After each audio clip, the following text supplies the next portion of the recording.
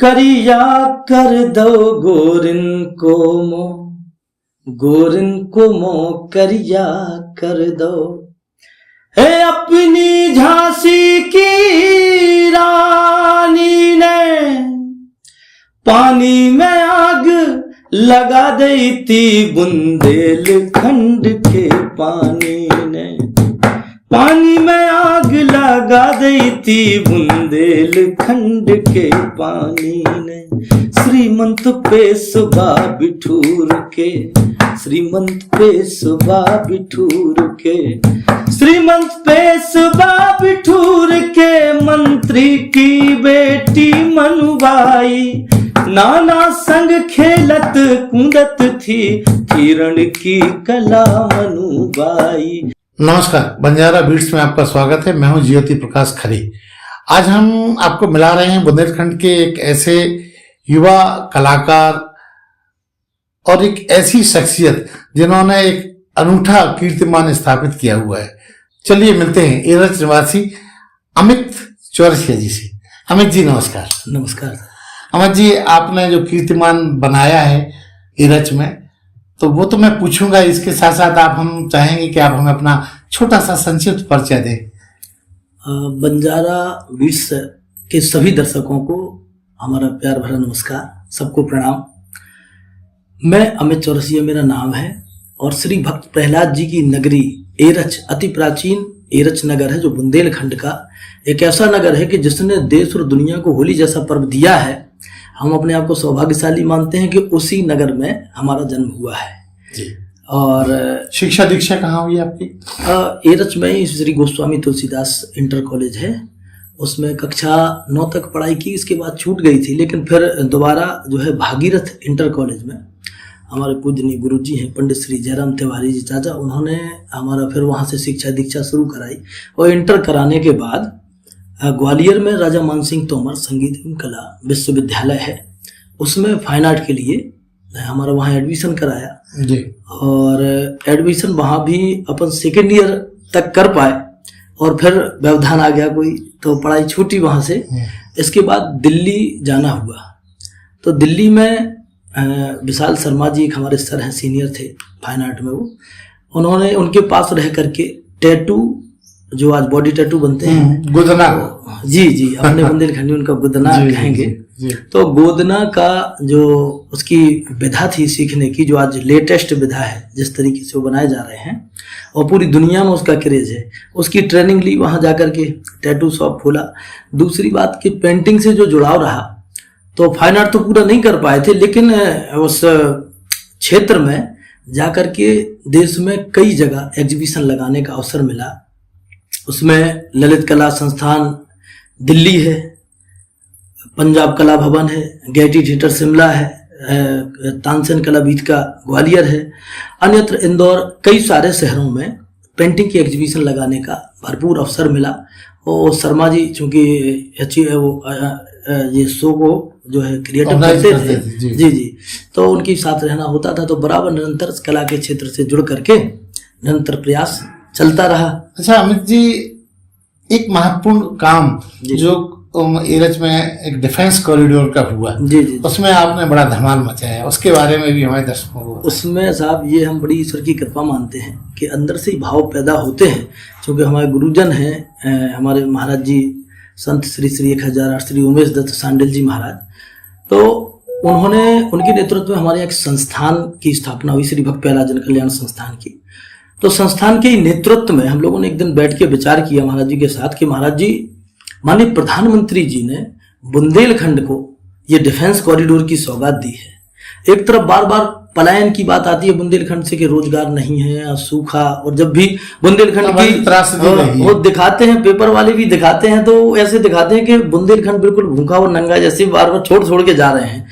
तो ऐसी स्थिति में माननीय प्रधानमंत्री जी ने ये जो डिफेंस कॉरिडोर दिया, और वो हमारे नगर से लगा हुआ है, एरच नगर से, तो हम लोगों का विचार हुआ कि माननीय प्रधानमंत्री जी को इतनी बड़ी सौगात देने के लिए धन्यवाद तो देना चाहिए, हम लोगों को आभार प्रकट करना चाहिए, बनता है। तो उस आभार प्रकट कैसे किया जाए, तो उस समय ये चित्रकारी की विधा बड़ी कारगर सिद्ध हुई। हम सफल मानते हैं कि जितना समय हमने चित्रकारी को दिया होगा उससे कई ज्यादा गुना इस कलाकारी ने हमारा सम्मान और हमको समाज में कहीं ना कहीं स्थापित करने में सहायता की।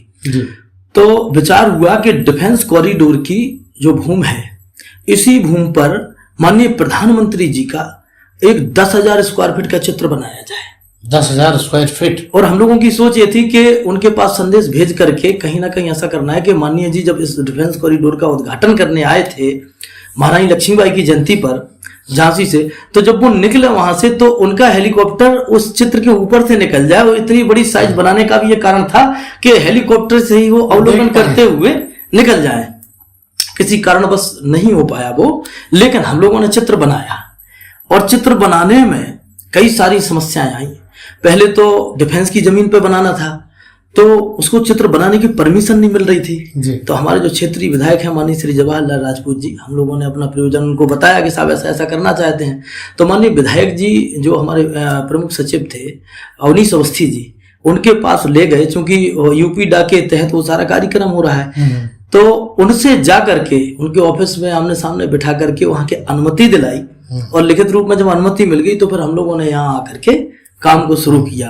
कितना समय लगा इस काम को करने में? इस काम को करने में हमें 2.5 महीने से ज्यादा लगा, क्योंकि ये हमारा अकेले का काम नहीं था, पूरा संस्थान और उसमें एक बड़ी टीम थी जिसमें 15 से 20 कलाकार और 100 कुल मिलाकर हम कहेंगे कि महिला पुरुष सबकी भागीदारी रही उसमें। और सब लोगों ने हमारे क्षेत्र के बल्लभ एक बड़े नाम है कला के क्षेत्र में जालौन से हैं, पालन पेंटर है, हमारी नगर का एक बड़ा होनहार चित्रकार है कुलदीप, और सचिन इत्यादि, मतलब कई सारे लोग थे।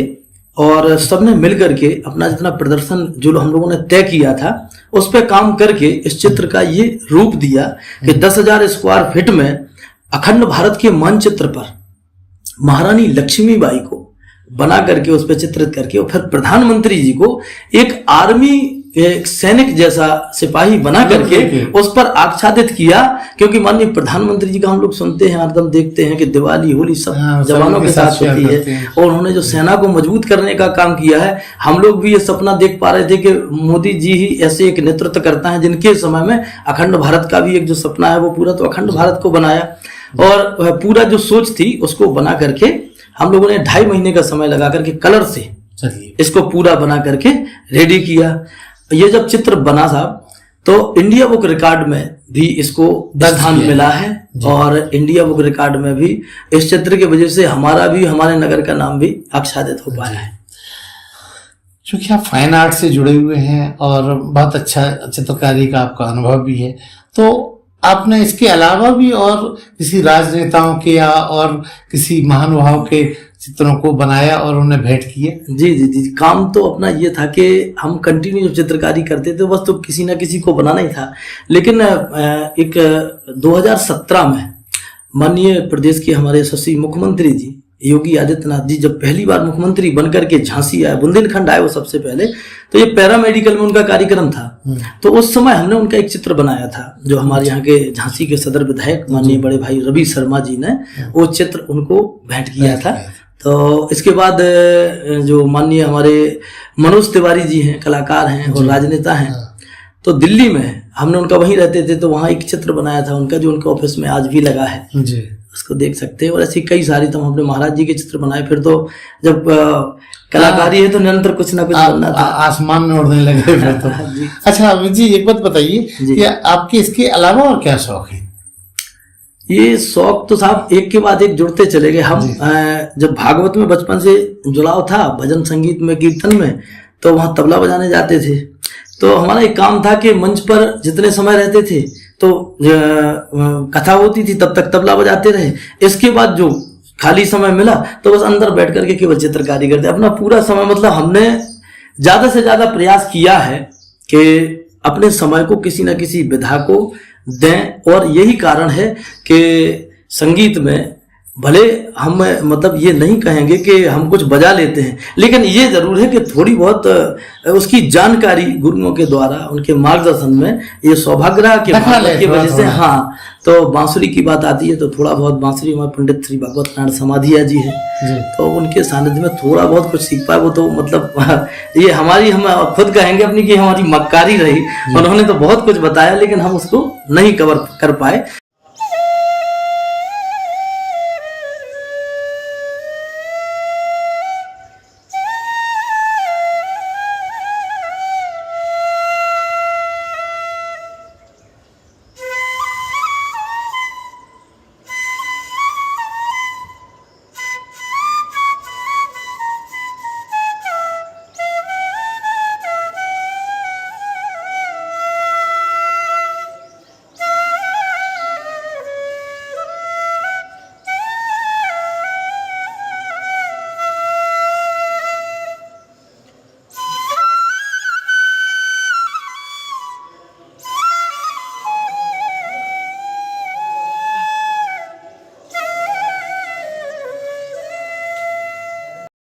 किस तरह की समाज सेवा में आपकी रुचि है? देखो, कोई भी सरकारी योजना चलती है तो वो उसके पास तक पहुंच पाए, उस पात्र के पास तक, ये अपने आप में बड़ा एक चैलेंज है, बहुत कठिन टास्क है। बीच में कई सारे लोग ऐसे होते हैं कि जिनकी रोजी रोटी ही उस बीच में से कुछ उठा करके बिचौलिए जो मध्यस्थता करते हैं, तो ये हमको ये बड़ा खराब लगता है कि जिसके हिस्से की चीज है उसको, चाहे वो सम्मान हो, चाहे वो क्रेडिट हो, चाहे उसका पैसा हो या उसका अधिकार हो, जो जिसका है उसको मिलना चाहिए। अपन लोग इस नीति को लेकर के बराबर प्रयासरत रहते हैं, काम करते रहते हैं। और समाज में जैसे रक्तदान कार्यक्रम है, नेत्र शिविर के कार्यक्रम है, स्वास्थ्य शिविर के कार्यक्रम है, अभी कोरोना में वैक्सीनेशन के कार्यक्रम है। तो कोरोना के समय जब पूरा लॉकडाउन हो गया था तो उस समय हम लोगों ने कुछ नगर के भले लोगों से सहयोग लेकर के और पैसा इकट्ठा करके राशन और जो उनकी दैनिक आवश्यक चीजें थी, हाँ, तो उनके पास पहुंचाने का काम हमारी पूरी टीम ने। और हमें बड़ी खुशी है कि हमारे जैसे मतलब व्यक्ति के पास हमारे नगर के और बाहर के इतने अच्छे लोग जुड़े हैं कि अगर कोई बात अपन रखते हैं तो वो सब लोग बिना स्वार्थ के, बिना पूछे जांचे बिल्कुल ऐसे लग जाते हैं कि उनका स्वयं का ही काम हो, ये बहुत अच्छा। तो इस वजह से भी कहीं ना कहीं हम लोग इन सेवाओं को देने में सफल रहे। बिल्कुल ठीक। अमित जी, आपकी जो म्यूजिक वाली यात्रा है जी, हम चाहेंगे कोई एक आध नमूना हमारे दर्शकों के साथ आप शेयर करें। अब अभी तो बांसुरी नहीं है लेकिन हम वीडियो आपको प्रोवाइड करा दें। नहीं, आप अपनी गायकी के कोई नमूना थोड़ा सा एक अंश। गायकी में तो ज्यादातर देखो साहब भजन ही हम गाते हैं और वही छोटा सा एक अंश सुनाइए वो है। और ज्यादातर देखो रविंद्र जैन साहब का एक दोहा है, वो हम आपको सुना रहे हैं कि हमारे प्रभु राम जी से जुड़ा हुआ है। और क्या उन्होंने लिखा है, रन बन विपदा व्याधि हो या जीवन संग्राम, वह विजयी एक बार जो बोले जय श्री राम, बोले जय श्री राम। भारत वर्ष हमारा हुआ राममय सारा, एक सभी की मंजिल, एक सभी का नारा, जय श्री राम जय श्री राम, जनमानस में गूंज उठा है, जय श्री राम जय श्री राम। बहुत शानदार। अमित जी, अब एक बात और बताइए, चूंकि आप समाज सेवा में बिल्कुल तन्मयता से लगे पड़े हैं, तो इसको और अच्छा करने के लिए क्या आप किसी पॉलिटिकल विंग से जुड़ जाएं तो और लाभ समाज को दे सकते हैं? नहीं, मैं आपको अपना परिचय और एक बता दूं कि मैं इस समय वर्तमान सरकार जो भारतीय जनता पार्टी की सरकार है, झांसी जिले से मेन बॉडी में मंत्री पद के दायित्व पर हूं। और मैं कहूंगा कि वास्तव में जो सरकार का आज नजरिया है कि जैसे उसका सबसे बड़ा लाभ हमें मिला है, हमारे नगर को मिला है, तो वो हम सबका। एक और महत्वपूर्ण सवाल कि आपने अपने नगर के लिए एक बहुत बड़ा एक इवेंट्स किया है, तेरज महोत्सव, उसका भी आप हमारे दर्शकों के साथ छोटा सा अपना पल शेयर करें। जी जी जी, ये बड़ी इंटरेस्टिंग कहानी है सर। हम जब, जैसा कि हमने बताया कि फाइन आर्ट में हम जो है एग्जीबिशन लगाते थे जब, तो दिल्ली ललित कला संस्थान में पेंटिंगें लगी हुई थी, तो दूरदर्शन है वहाँ सामने, तो दूरदर्शन से सम्मानित पत्रकार बंधु आए और उन्होंने अपने वो पूछते ही यहाँ करके ये कलर यहाँ क्यों लगाया, ये कलर यहाँ क्यों लगाया, इसका क्या मतलब है, इससे क्या। तो हमने कहा सर वो तो पेंटिंग की अपनी डिमांड थी कि उसको हम कैसे रोचक आकर्षक बना सकते हैं, कैसे उस पेंटिंग का संदेश दे सकते हैं, किस कलर से देना है, तो ये तो वहाँ की बात होगी। लेकिन हम एक थोड़ा सा विषय से हमने कहा हटके आपको बात बता दें कि वास्तव में कलर का इस्तेमाल तो हमारी नगरी ने जो है पूरी दुनिया को दिया है होली, क्योंकि होली के रूप में, क्योंकि होली का पर्व जो है आज पूरी देश और दुनिया में जो मनाया जाता है वो कहीं ना कहीं हमारे एरच नगरी की देन है। एरच ने पूरे दुनिया को होली की सौगात दी है। श्री भक्त प्रहलाद जी की नगरी एरच है और यहाँ भगवान विष्णु के 3 अवतार हुए हैं। तो हमने ये जब बात उनसे को रखी तो उन्हें बड़ा इंटरेस्ट आया कि होली की शुरुआत, मतलब ऐसा नगर है, वैसे एरच को जो है अभी कोई ऐसा जानता तो था नहीं वहां के होली की शुरुआत वाला भी कोई नगर है कि जिसने होली की शुरुआत की होगी। तो हमने उनसे कहा कि भाई साहब वो नगरी एरच है और बुंदेलखंड के झांसी जिले में तहसील गरौठा में ये बेतवा जी के दाहिने तट पर अति प्राचीन नगर एरच बसा हुआ है। तो बड़ा उन्हें अपने आप में अच्छा लगा और हमें एक बड़ी ही सम्मान दृष्टि से वहां के लोग देखने लगे कि होली की शुरुआत वाले नगर से हैं। तो लेकिन हुआ क्या साहब कि जब दिल्ली ही रहते थे, वहां से होली के समय पर घर आना हुआ, तो यहाँ पर जो कार्यक्रम को देखा, मैं कहूँगा हमारे माननीय हरगोविंद कुशवाहा जी हैं जो दर्जा प्राप्त राज्य मंत्री हैं, उपाध्यक्ष बौद्ध अंतर्राष्ट्रीय बौद्ध संस्थान के उपाध्यक्ष हैं। तो चाचा जी जो है एरच आते थे, आप जैसे कई सम्मानित पत्रकार बंधुओं को वहां लेकर के, इलेक्ट्रॉनिक मीडिया से जुड़े हुए बंधुओं को लेकर के, और वो आधे 1 घंटे का एक कार्यक्रम होता था, उस कार्यक्रम के वीडियो बनते थे और उन्हीं वीडियो को फिर टीवी पे हम लोग देखते थे। बाकी एरच की स्थिति वैसी ही रहती थी कि जैसी सामान्य तौर पर, ऐसा नहीं लगता कि यहाँ से ये इतनी बड़ी मान्यता यहाँ से शुरू हुई है। तो इस विषय को हमें जब उतने देर के लिए वो लगा और बाकी सब सुन हो गया, तो मन में एकदम वही चीज देखने के लिए कि इसको तो इस समय इतनी चहल पहल और इतना यहाँ पे एक महोत्सव होना चाहिए जो संदेश इस समय पूरे देश और दुनिया को देता है कि वो ये एरच नगरी अलग टिमटिमा रही है जिसने होली जैसा पर्व पूरी दुनिया को दिया है। लेकिन अब अपन कर क्या पाते, उस समय तो कुछ करने की स्थिति में नहीं थे, लेकिन वो झटपटाहट अंदर रही। तो भविष्य में ये सरकार बनी, अवसर मिला, तो फिर हमने इसको पूरा इस्तेमाल करने का प्रयास किया और हमारे वो पूजनीय महाराज जी हैं, उनके नेतृत्व में संस्थान की स्थापना हुई और पूरे नगर व क्षेत्र के लोगों को वहां बैठा करके, किलागढ़ी हनुमान मंदिर है जहां से होलिका दहन जिस जगह पे हुआ था, वहां पर बैठक की एक संस्थान बनाया गया और संस्थान के माध्यम से फिर निरंतर पत्राचार चला। पत्राचार के साथ हम लोग थोड़ा थोड़ा जन सहयोग लेकर के इस कार्यक्रम को स्थानीय रूप पर जितना रूप दे सकते थे बृहद, उतना दे करके इस 3 दिवसीय कार्यक्रम शुरू कराया। कार्यक्रम शुरू हुआ तो इसमें साथ साथ एक और बात चल रही थी कि जैसे बुंदेली संस्कृति का जो संरक्षण और संवर्धन हो सके, तो उस विषय को भी इसी महोत्सव से कोई प्रश्रय मिलना, हाँ, इसमें जुड़ना चाहिए उन्हें। दूसरा कि जो समाज में उत्कृष्ट कार्य करने वाले लोग हैं, जो अलग से काम करते हैं, उनका सम्मान इस मंच से होना चाहिए, ताकि वो और अच्छा कर। तीसरे लोग जो मीडिया बंधु हैं जिन्होंने वास्तव में निरंतर एरच को उठाने का और हर जगह मीडिया चाहे तो अपनी सक्रियता से कहीं ना कहीं, जितने भी हम आज वर्तमान की जो पर्यटन देख रहे हो, कहीं ना कहीं मीडिया का एक बड़ा अपना रूप वो होता है। और झांसी से चूंकि 80 किलोमीटर दूर है, तो यहाँ से बंधुओं को जाने में, मीडिया कर्मियों को जाने में डीजल भी खर्च होता है, उनका समय भी लगता है, समय अतिरिक्त, तो इसलिए हम उनका बार बार धन्यवाद भी स्पष्ट रूप से करते हैं कि कोई तो बस अपना वीडियो भेज देना, चलवा देंगे, मतलब वैसे निष्क्रियता से लेता है, लेकिन मीडिया का काफी सहयोग रहा और अभी भी निरंतर है। तो ये धीरे धीरे करके इस रूप को बढ़ने लगा कि 3 दिन का कार्यक्रम हुआ।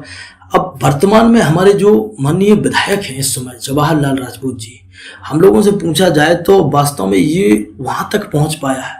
विधायक जी का अभूतपूर्व सहयोग है और चूंकि विधायक जी के लिए तो पूरी विधानसभा थी, लेकिन विधायक जी खुद कहते हैं कि हमारे लिए सौभाग्य की बात है कि हमारी विधानसभा से ये इतनी बड़ी उत्पत्ति, और इसको तो उन्होंने इस विषय को उत्तर प्रदेश विधानसभा में रख दिया और वहां पर स्पष्ट रूप से कहा कि जहां भगवान विष्णु के 3 अवतार हुए हैं, उस नगरी को जो एक तीर्थ स्थल का दर्जा मिलना चाहिए जी। और पत्राचार के माध्यम से पर्यटन विभाग द्वारा पहली बार 5 लाख रुपए की वित्तीय सहायता महोत्सव को मिली जी।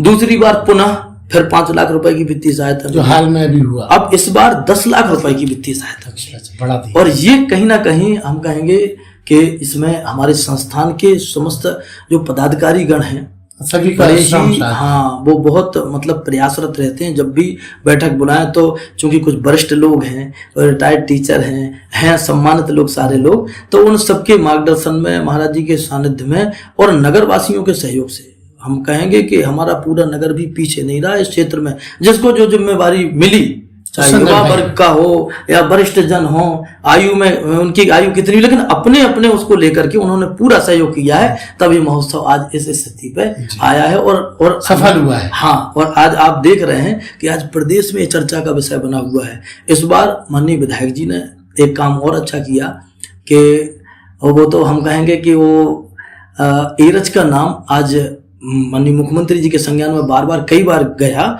और इस बार महोत्सव के लिए आमंत्रण देने के लिए माननीय विधायक जी के साथ हमारे महाराज जी और उनके साथ हमें भी वहां जाने का अवसर मिला।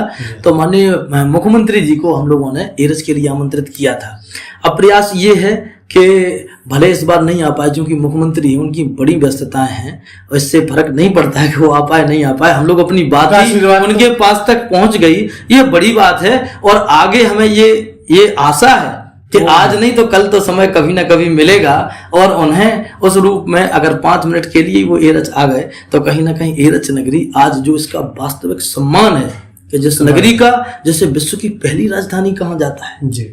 जैसे एरच के लिए कहा जाता है आदिकाल से धराधाम पर एरच का सम्मान है, युगों युगों से यह धरती पर रही बांटती ज्ञान है। ऐसी ज्ञानियों की नगरी, ऐसी जो पौराणिक दृष्टिकोण से देखें हम तो जब ब्रह्मा जी सृष्टि की रचना कर रहे थे उस समय एक दैत्य आकर के पृथ्वी को चुरा कर ले गया। तब भगवान ने, विष्णु जी ने 12 रूप रख करके पृथ्वी को उसका वध किया, 12 का उनका हिरण्याक्ष का वध किया और पृथ्वी को अपने धुरी पर केंद्र पर स्थापित किया।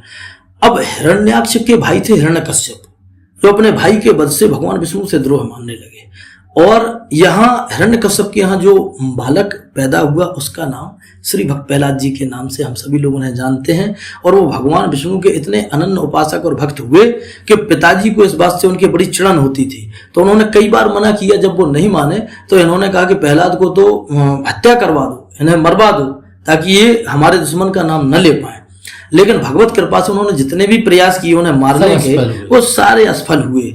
और उसी समय हिरण्यकश्यप की एक बहन थी होलिका, तो होलिका को उन्होंने आदेश दिया कि आप जो है प्रहलाद को गोद में लेकर के बैठ जाओ, क्योंकि आपको ये वरदान है कि आपको अग्नि नहीं जला सकती है और प्रहलाद को थोड़ी वरदान है, प्रहलाद जल जाएगा तो इसकी हत्या हो जाएगी। तो होलिका जी ने जब ये किया, इसके कई सारे वो मिलते हैं उदाहरण के, बुआ को भतीजा बड़ा प्यारा होता है, तो उन्होंने अपना जो चीर ओढ़े थी, जिससे वजह से ब्रह्मा जी का दिया हुआ चीर था जिससे उन्हें अग्नि नहीं जला पाती थी, उन्होंने वो अपना चीर प्रहलाद को उड़ा दिया और खुद जल गई। ऐसी भी एक कथा आती है। तो कहीं ना कहीं जो होलिका के दहन के बाद जब प्रहलाद सकुशल अग्नि से वापस लौट के आए और वहां पर जो प्रहलाद के मित्र खड़े थे, भाई खड़े थे, उन सबको बड़ी अपार खुशी हुई। वहां जो रंग गुलाल रखा था उन सब एक दूसरे को लगा करके गले मिले और वो कार्यक्रम जो वहां खुशी का हुआ, उस कार्यक्रम को आज हम होली के नाम से जानते हैं, जो एरच नगर की देन। जी अमित जी, आपका म्यूजिक से जुड़ाव रहा है और आप का कोई अगर उल्लेखनीय सफलता रही हो तो आप हमारे दर्शकों के साथ शेयर कर सकते हैं। एक बार जो है एक ख्याल है हमारे गुरुसराय के एक आदरणीय डॉक्टर शिवाजी चौहान जी का लिखा हुआ एक ख्याल है, जिसमें विशुद्ध बुंदेली भाषा में महारानी लक्ष्मीबाई की जीवनी का उल्लेख है। और ये ख्याल सुनाने का अवसर हमारे यहाँ झांसी में योजक वर्ग लगा था, तो वहाँ पूजनीय सरसंघ चालक जी आए थे, मोहन भागवत जी। तो चूंकि संघ के स्वयंसेवक हैं, व्यवस्था के नाते वहाँ सज्जा व्यवस्था में हमारी भी जिम्मेवारी थी, तो ऐसा अवसर मिला कि वो प्रस्तुतिकरण करने का मौका मिला, तो आपने उसको छोड़ा नहीं। जी, तो हमारे दर्शकों के साथ वो पल शेयर कीजिए। जी जी जी, तो ये हम थोड़ा सा आपको सुना देते हैं। करिया कर दो गोरिन को मो करिया कर दो, है अपनी झांसी की रानी ने पानी में आग लगा दी थी, बुंदेलखंड के पानी ने पानी में आग लगा दी थी, बुंदेलखंड के पानी ने। श्रीमंत पे सुबह बिठूर के, श्रीमंत पे सुबह बिठूर के, श्रीमंत पे सुबह बिठूर के, मंत्री की बेटी मनुबाई नाना संग खेलत कूदत थी, किरण की कला मनुबाई। झांसी के राजा गंगाधर, झांसी के राजा गंगाधर सो ब्याह भयो तन सुखदाई, खुशियन की वर्षा होने लगी, महारानी की पदवी पाई। 4 साल न भय हते गिरी अचानक गा, रानी विधवा हो गई, हो गौ सुनो राज। यूं रोज न बई बेरा घिरवा लई झांसी, जब बात करे जे मैं रानी के आसी। बिद गई गरे में बिना बिदाए फांसी, निर्वार सके ना जग कर है गो हांसी। परवाह करी ना प्राणन की आजादी की दीवानी ने, पानी में आग लगा दी थी, बुंदेलखंड के पानी ने। राव साहब पे सुबह बांधा केर नवा,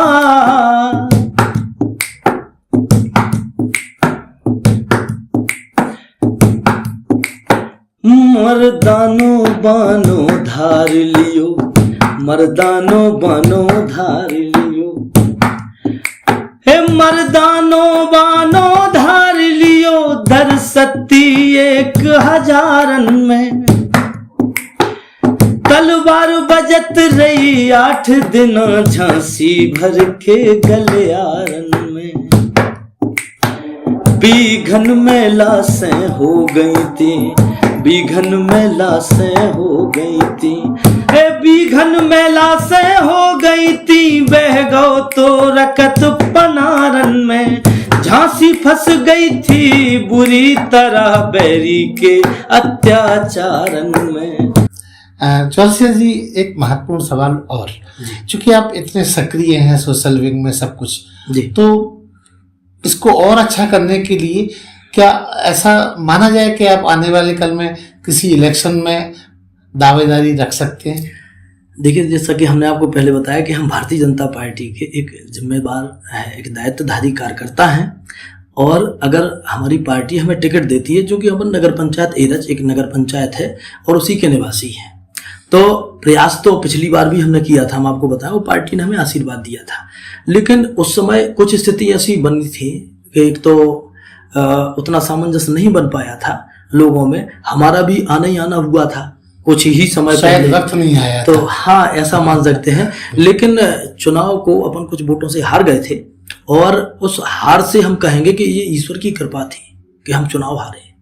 और चुनाव हारने के बाद जो सबक और जो ज्ञान मिला और जो काम करने का हमारे शीर्ष नेतृत्व का आशीर्वाद रहा कि उन्होंने हमें मैन बॉडी में जगह दी, और इसको कहेंगे कि हम चूंकि, तो हम ये मान लें कि अगर ऐसा होता है और पार्टी आपको चुनती है तो आपको ये प्रस्ताव स्वीकार रहेगा? हाँ सब, ये अगर हमें टिकट मिलता है, भारतीय जनता पार्टी टिकट देती है, तो 100% अपन को चुनाव लड़ना है, और किसी कारणवश टिकट नहीं मिलता है तो अपना कोई लक्ष्य चुनाव नहीं है, ये कहेंगे कि कोई। तो ये थे अमित चौरसिया जी, जिन्होंने एरच को एक अलग आयाम दिया, उसको एक ऐसे मुकाम पे लाके खड़ा कर दिया है कि लोग होलिका के नाम से एरच को तो जानते ही थे, अब इनके नाम से भी एरच को जाना जाने लगा।